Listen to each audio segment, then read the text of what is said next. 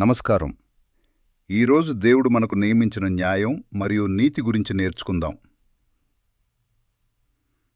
దేవుడు ఇలా చెప్పాడు, నీ గ్రామములన్నిటిలో న్యాయాధిపతులను, నాయకులను మీరు ఏర్పరుచుకోవాలి, నియమించుకోవాలి.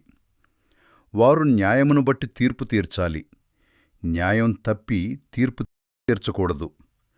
పక్షపాతం చేయకూడదు. లంచం తీసుకోకూడదు.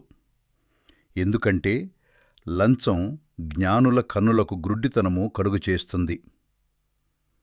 దేవుడు 3 ముఖ్యమైన విషయాలు చెప్పాడు. 1. న్యాయం తప్పకూడదు. సత్యాన్ని వక్రీకరించకూడదు. 2.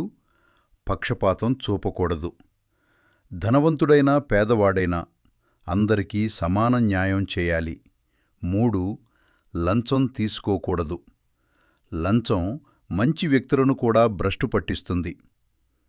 లంచం న్యాయాన్ని తిప్పివేసి అన్యాయాన్ని న్యాయంగా చూపిస్తుంది. మంచి వ్యక్తులను చెడ్డ వ్యక్తులుగా చిత్రీకరిస్తుంది.